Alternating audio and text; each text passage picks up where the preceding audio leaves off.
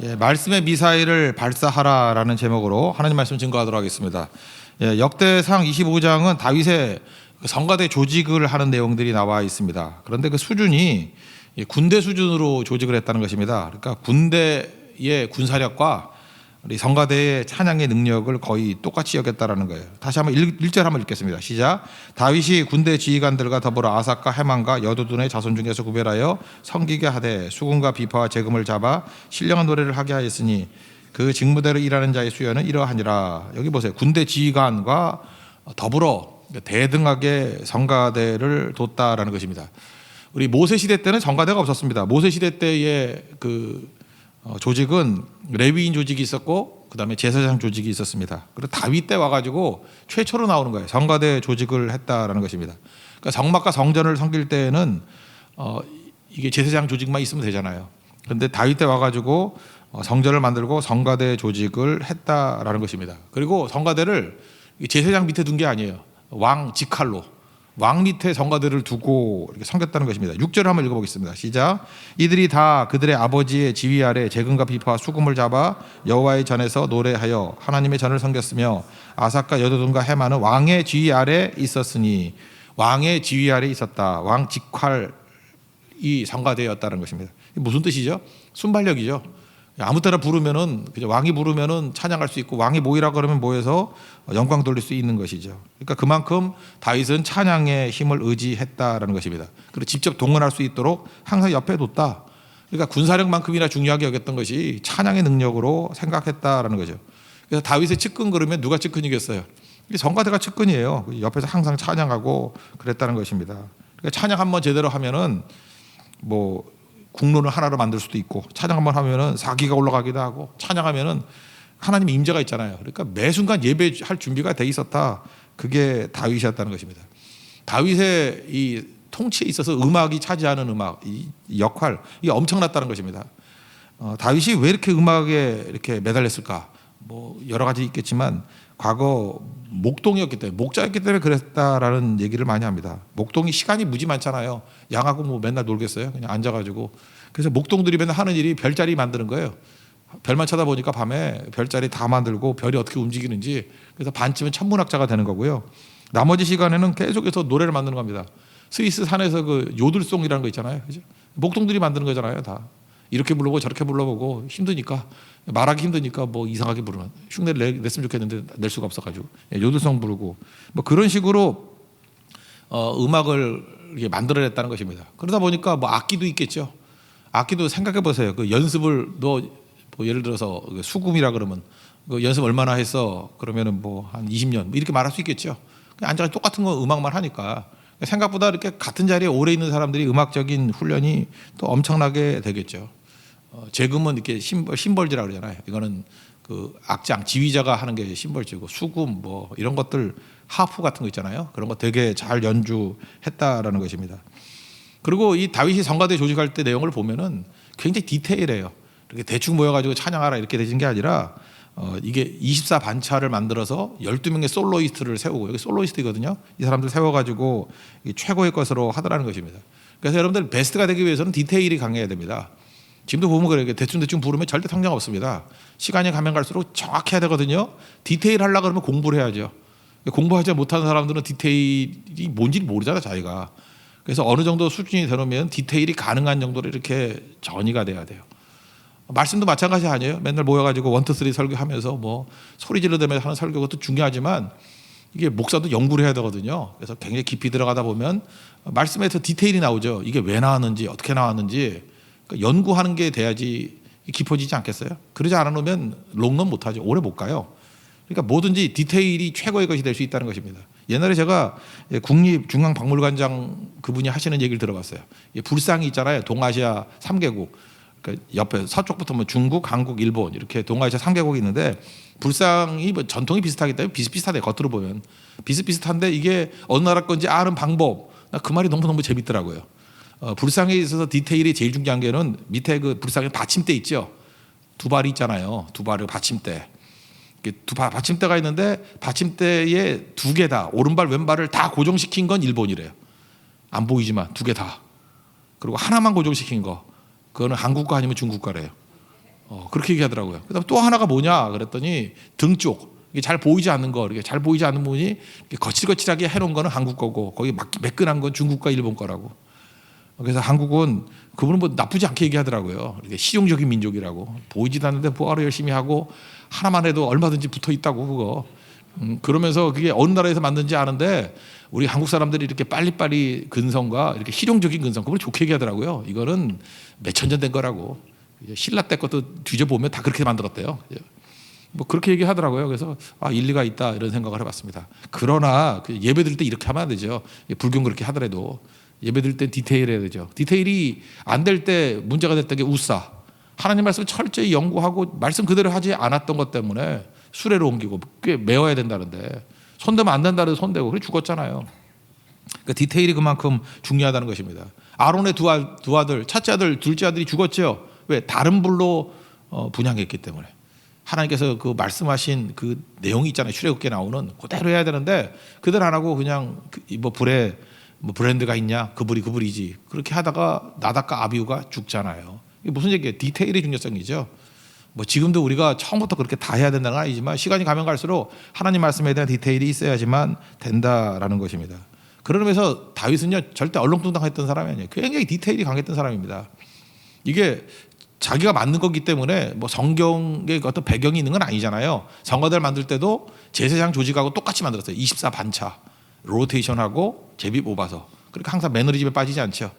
24팀이 항상 준비되어 있는 거예요. 그리고 딱 2주 충성하고 그다음에 항상 이렇게 준비되어 있는 거예요. 4,000명의 성가대원이 있었거든요.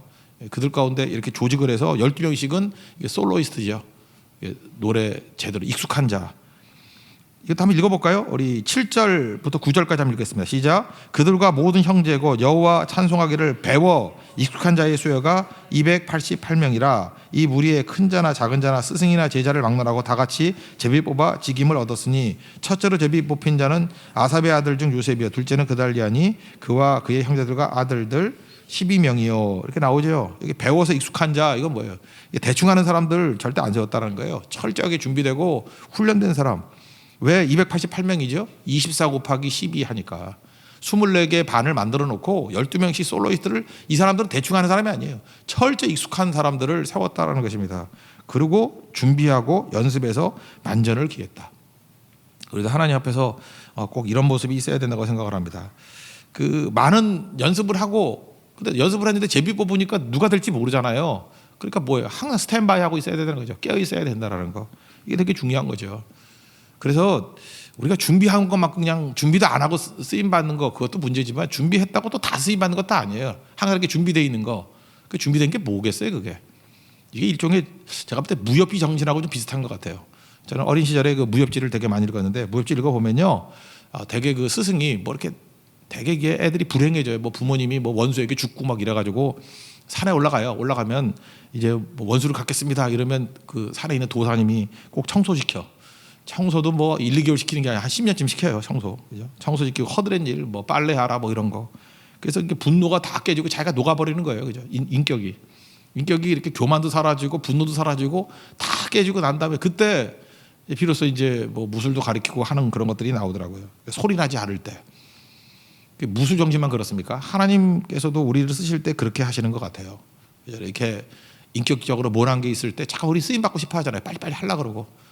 교회도 보면 초신자들 너무 뜨거워가지고 잠깐 쓰임 받기를 원하고 하는데 그냥 허드렛 일 하세요. 청소하고 이제 그런 것부터 하는 거예요 원래. 그러면서 자기 칼라가 다 죽어야 돼요.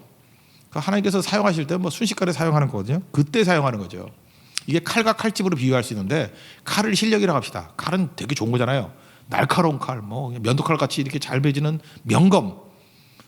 칼이 좋으면 칼집도 좋아야 돼요. 칼집이 뭐예요? 인격이죠. 그렇게 날카로운 칼 막 휘둘러 대면은 이거 아니 날카로운 칼 이거 면도날 같은 칼을 갖다가 자기가 들고 다니다가 잘못하면 자기가 자기를 베죠. 그래서 실력만 있고 인격이 없으면은 칼집에 들어가 있지 않은 칼은요 자기 자신을 베요. 자해. 또 주변에 있는 사람이 무서워서 가겠어요? 여러분들 그 면도날 같은 칼 이렇게 들고 있으면 옆에 가겠냐고. 무서워서 못 가죠. 뭐 누가 나쁜 뜻 아니래도 실수를 해도 다칠 수 있잖아요. 그래서 하나님께서 우리에게 명검을 다 주셨는데 그 명검을 칼집에 넣기를 원하는 거예요. 칼집이 그게 인격이에요. 인격. 더 많이 기도하고 더 많이 엎드리고 그래서 하나님께서 반드시 인격적인 부분들을 훈련시킨다는 것입니다. 지금 성가대 내용이 뭐예요? 24개 반차를 해놓고 제비 뽑아서 그냥 이렇게 사역하게 만들고 항상 이 스탠바이하게 만들고 훈련하게 만들고 긴장하게 만들고 이게 뭐예요? 칼집이에요, 칼집. 그래서 부작용이 없는 거예요, 부작용이. 그렇지 않은 사람 세월호 보십시오. 뭐 인간적인 거 나오고 밤낮 신경질 내고 분노하고 분열하고 혈기 나오고 그게 무슨 하나님의 일을 하는 거예요. 그거 안 하는 게 낫지. 그거 망하는 거죠. 그죠? 그래서 언제나 죽을 줄 알아야 돼. 그다음에 로테이션 해버리는 거예요. 맨날 돌려버리니까 자기를 드러낼 리가 없죠. 그죠? 하나님 앞에서 내가 쓰임 받을 때 기뻐하고 24 반차니까 보름씩밖에 쓰임 받지 못한다니까요. 충성을 다하고 이게 하나님께 쓰임 받는 원리였다는 것입니다. 조직 이렇게 해야 돼요. 그래서 우리가 지금 반복했죠. 레위인 조직, 제사장 조직, 성가대 조직. 다 특징이 뭐예요? 인간 개인적인 혈기나 개인적인 어떤 드러남 이런 걸 다 없애는 방법이 이런 거다. 교회도 이렇게 돼야 된다는 거예요. 팍 썩게 만들어서 개인이 욕망이 드러나거나 자기 취향이 드러나게 만들지 않는 거. 이게 중요하다는 것입니다. 이게 조직이에요. 그리고 그 다음에 두 번째 내용인데 뭘 노래할 것인가 하는 거죠. 뭘 노래할 것인가. 성경은 이제 신령한 노래 이렇게 얘기를 합니다. 1절부터 5절까지 다시 한번 읽겠습니다. 시작.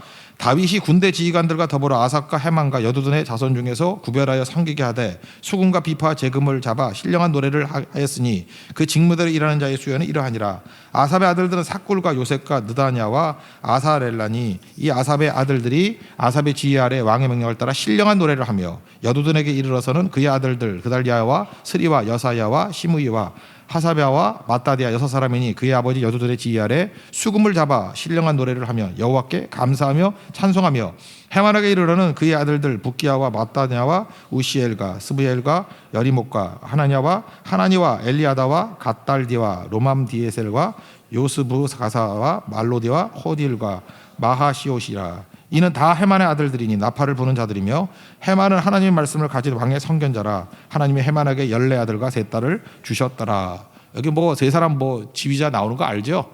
그죠? 아삽과 헤만과 여두둔 3인 그 왼쪽 오른쪽부터 이렇게 가는 왼쪽부터 가운데 오른쪽으로 가는 거예요. 그죠?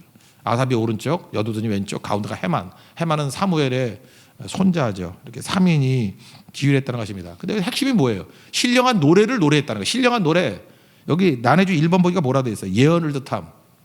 그러니까 노래를 그냥 대충 아무거나 하는 게 아니라 예언이 뭐예요? 하나님 말씀이라고요. 말씀을 노래했다라는 것입니다. 말씀을 노래했다. 그러니까 이거하고 똑같은 거예요. 말씀을 곡조를 달아가지고 부른 게 그게 찬양이에요.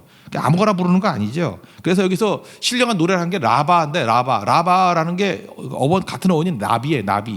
나비가 뭐 날아다니는 버터플라이 나비가 아니고 선지자라는 뜻이에요. 나바 이게 그 같은 어원에서 나왔어요. 그러니까 뭐예요? 선지자 같이 말씀을 증거하는 건데 그 말씀을 노래를 붙여가지고 곡조를 붙여가지고 부르는 게 찬양하는 자였다는 거예요. 그러니까 아무거나 부르는 게 아니죠. 그러니까 내 뜻을 전하는 게 아니에요. 내 감정을 전하는 게 아니고 내가 하고 싶은 거 하는 게 아니고 이건 말씀의 흐름하고 같은 거죠. 그러니까 너무 말씀이 좋은 거예요. 이 말씀을 야 곡조 붙여 그러면 그 옆에 있는 그 성가대들이 그걸 붙여가지고 금방 말씀을 찬양으로 만든 거예요. 그게 중요하다는 것입니다. 히브리서 4장 12절 보면 말씀이 파워가 있는 핵탄두 같은 거라는 걸 얘기를 하잖아요. 하나님 말씀은 살아있고 활력이 있어 좌우의 날선 어떤 것보다도 예리하여 혼과 영과 민 관절과 고수를 찔러 쪼개기까지 하며 또 마음의 생각과 뜻을 판단하나니 말씀이 엄청난 파워가 있다는 거죠. 근데 우리 지금 북한 때문에 많이 알잖아요. 탄두가 있는데 이게 탄약이 있는데 핵무기가 있는데 이거 날려보낼 수 있는 이동 물체가 있어야 되잖아요. 그게 미사일이라고 그러잖아요. 미사일. 그러니까 하나님 말씀을 가장 많이 퍼뜨리고 가장 멀리 보낼 수 있는 게 뭐예요? 그게 찬양이라는 미사일이에요. 그러니까 찬양에 장전해가지고 멀리 쏘는 거예요. 멀리. 선교는 뭐예요?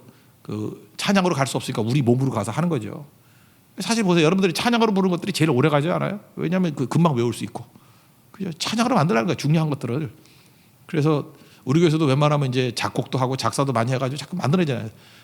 그죠? 예배기도 선교송 같은 것도 만들고 이번에 은혜가 흐를 때 또 뭐가 있죠? 용서하고 그 다음에 겸손하고 축복하고 그것도 또 노래 지금 만들고 있어요. 아마 다음 주에 나올 거예요. 예, 계속 만들 거라고. 그게 뭐예요? 말씀의 내용들을 가지고 이게 음악을 만드는 거예요. 그래서 멀리 갈 수 있게 만드는 거. 그러니까 이 사람들이 했던 얘기들은 신령한 노래라는 거. 신령한 노래가 뭐예요? 말씀의 노래예요. 말씀. 그래서 어떤 분은 좀 극단적인 분들이 이래요. 교회에서 예배 드릴 때는 아무거나 부르면 안 되고 CCM 중에 이게 정신이 정신 나간 것들이 많이 있다 이렇게 얘기를 해요 이분들은. 그래서 시편 찬양만 해야 된다라고 하는 아주 극단적인 분들도 있어요. 예배 시간에는 시편 찬양만 해야 된다. 시편의 내용이 뭐라 그랬어요? 5권으로 되어 있는데 모세 오경에 대한 찬양이에요. 1권 그러면 창세기에 해당되는 거고, 2권 그러면 출애굽기에 해당되는 거고, 3권 그러면 그게 민수기에 해당되는 거. 이렇게 연결이 된다는 거예요. 그 이해가 되시죠? 그래서 이 시편 찬양해야 된다고. 그러니까 신약에 온다 그러면 뭐예요? 이 신약에 있는 모든 말씀들을 찬양화 시켜서 그걸 찬양할 수 있어야 된다. 저는 뭐 상당히 일리가 있다고 생각을 합니다. 뭐 틀린 얘기는 아니죠. 그래서 여기 3명의 지휘자들이 사실은 시편을 보면은 굉장히 많이 만들었어요. 시편 그러면 다윗만 만든 게 아니에요. 아삽도 우리 확인된 것만 12개가 있고요. 해만은 내가 몇 개인지 기억이 잘 안 나네. 여두두는 3개예요. 여두두는 3개. 얼마 전에 6장 할 때 설교했잖아요. 여두두는 3개, 아삽은 12개. 그리고 해만도 몇 개 있었는데 나중에 알아서 전달해 드릴게요. 하여튼 그래요. 그러니까 이게 굉장히 중요한 거죠. 그러니까 이 찬양단들을 세워서 엄청나게 했다는 것입니다. 근데 여기 또 특이한 게 뭐냐면은 이렇게 3인의 지휘자들이 있었는데 그들이 성가대를 조직할 때 어떻게 조직하냐면 가족 단위로 조직했다라는 거예요. 이게 되게 중요한 거죠. 12명의 솔로이스트들이 그 가족과 형제들 중심으로 이렇게 만들었다라는 것입니다. 그러니까 여러분 그래서 교회도 성가대가 제일 중요한 건 뭐냐면 가족 성가대가 되게 중요해요. 가족끼리 모여서. 우리도 원칙이 그랬으면 좋겠어요. 이게 이 재능만이 아니에요. 여기 노래 잘하는 사람만 뽑은 게 아니고 그러니까 성가대도 참 이게 함정인 것 같아. 노래 잘하는 12명은 있어야 된다는 거예요. 이해되시죠? 12명은 노래 잘하는 사람 뽑고 나머지 가족들. 그럼 가족 중에 노래 잘하는 사람이 없으면 어떡합니까? 그럼 빼면 되지 뭐 그 가족. 음치 가족 그럼 빼버리면 되는 거고. 하여튼 12명은 노래를 잘하는 솔로이스트를 세워놓고 그다음 나머지 가족 중심으로. 그래서 성가대는 가족이에요. 그래서 여러분들 이런 꿈을 가지세요. 우리 애들 뭐 엄청 많이 나가지고 성가대 하나 만들길 원합니다. 그거 되게 중요해요. 아니면 혼자 만들기 힘들면은 좀 많이 나온 우리 집 뭐 우리 교회 4명씩 난 애들 있잖아요. 그래서 그 4명 난 아이들만 모여가지고 다 성가대 만들면 그죠? 부모까지 합치면 6명 아니에요. 그죠? 그 3팀만 나와도 24명 되잖아. 그래서 그런 성가대도 만들고. 사실 가족이에요, 가족. 가족 없는 사람들은 뭡니까? 그러면 주 안에서 우리는 한 가족이잖아요. 그래서 모여서 또 하나 만들고. 그래서 성가대가 되게 중요한 건 가족 단위로 성가했다라는 게 중요한 거고, 이런 성가대가 우리 예배가 지금 5번 있잖아요. 그러면 5번 있다고 5개 성가대가 있으면 안 되고, 만약에 이 정신이 맞다 그러면 더 많이 만드는 거예요. 더 많이 만들어서 항상 준비해놓고 제비 뽑아가지고 오늘은 어떤 성가대, 오늘 어떤 성가대. 저는 이게 꿈이에요. 내 죽기 전에 이런 성가대를 한번 만들어주는 게 꿈이에요. 그래서 이렇게 여러 성가대 만들어 놓고 그날마다 이렇게 제비 뽑아가지고 어떤 성가대가 하든지 간에 하나님의 인도하신 가운데 놀랍게 찬양할 수 있는 거예요. 이게 다윗 성가대 조직이었어요. 총원은 4,000명이었고요. 그 다음에 그 솔로이스트하고 그 다음에 24개 반차 핵심이 12명 뽑으니까 288명. 이게 핵심이었고, 항상 친위 조직으로 성가대 마음만 먹으면 언제든지 하나님 앞에 영광과 찬송을 돌릴 수 있게 했다라는 것입니다. 그리고 그들은 항상 영적으로 준비되어 있었어요. 좋은 칼집으로. 이게 성가대만의 이야기가 아니겠죠. 우리도 이렇게 하나님 앞에 잘 준비된 영혼들 되기를 원합니다. 우리가 너무 보배가 있잖아요. 하나님 말씀이 있잖아요. 우리 칼집이 좋지 않으면 안 되겠죠. 우리 인격. 그래서 하나님께서 우리를 기도하게 만들고 겸손하게 만들고 넘어지지 않도록 만드는 거예요. 왜요? 고린도서 4장 7절 보니까 이 보배를 우리 같은 질그릇에 가졌으니, 보배 칼집이 좋아야죠. 이 보배를 잘 담을 수 있는 질그릇 되기를 원합니다. 그러기 위해서 우리가 살아야 될 게 뭐죠? 요한일서 2장 10절 보니까 육신의 정욕, 안목의 정욕, 이생의 자랑. 이게 언제 없어지죠? 이게 내 이름이 사라질 때, 이렇게 그 무협지 영성에 의하면 청소 허드렛 일 10년 할 때 하나님이 여러분 절대 그냥 사용 안 합니다. 그런 인격적으로 충분히 깨지게 만든 다음에 용각산 같이 이 소리도 아닙니다. 저 소리가 안 나야 돼요. 그러니까 제일 좋은 교회는 뭐냐면 일은 되는데 소리가 안 나.